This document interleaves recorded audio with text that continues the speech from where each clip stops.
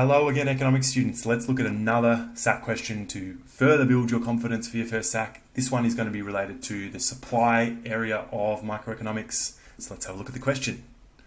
So firstly, you're going to notice something different about this question. We have some data, we have a graph, and straight away you should see that we're looking at labour market productivity. And alarm bells should be going off in your head. Productivity is, of course, a supply factor. Okay. Let's have a look at the question. So the first part of the question is asking you to refer to the graph. Okay, so you're going to have to refer to this data below, and I'll show you how to do that. And that's the first part of the question. So we're going to give you 1 mark for that. The second mark is to explain how this trend in the data, productivity, is, yes, you guessed it, going to affect the supply curve. Okay. Now this explain task word here is really important in economics. It's probably the most common. And what it's asking you to do is to show a cause and effect.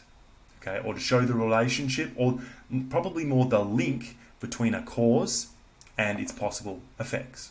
Okay, so in this case, the cause is a change in productivity. There's been a decrease in productivity.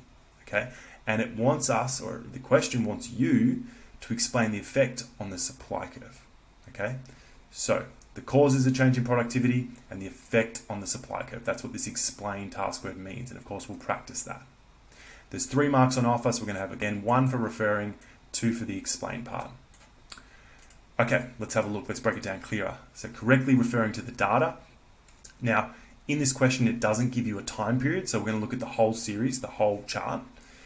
We always pull 2 data points. So we're going to pull a data point at the start of the period and at the end of the period, and then we're going to look at the trend between them, the line of best fit. And we do that by showing the index and the date. Or in this case it's an index, but it could be some percentage data, it could be some dollar data. So we're going to show whatever the data is and the date. The second mark is for demonstrating an understanding of productivity. What are you looking at? What is this graph actually showing us? What does it reveal? And finally, the effect. So the cause was the change in productivity, the effect on the supply curve. Okay, so let's have a go.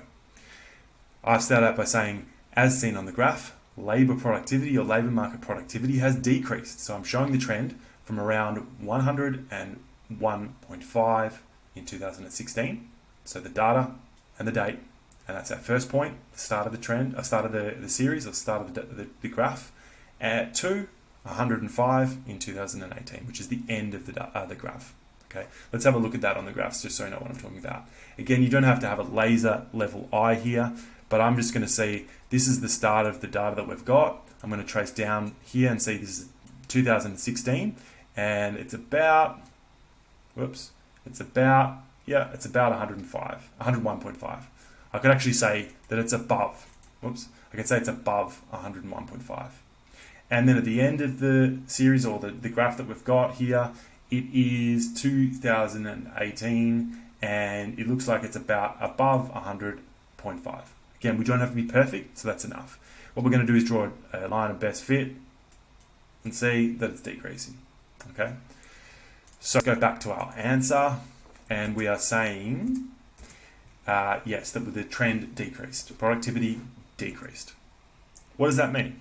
A decrease in productivity means that labour resources are producing less output per hour worked, or less outputs per inputs. Okay, and finally, this will shift the supply curve to the left.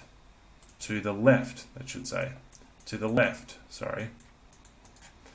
All right, so that's a good outline for answering this question, but we can add a little bit more detail here. So let's have a look at what we can do. So I could be a little bit more specific about the data that I'm looking at, and this becomes more and more important as you get further into the economics course. But 101 or 100.5 and 101.5, these are index numbers. They're not percentage, or they're not dollars. So we just want to be clear. What is this? What are we looking at? Secondly, what does this mean in terms of the trend? Well, it means that there's a negative growth in productivity. Actually, if we're looking at the percentage growth, it's negative.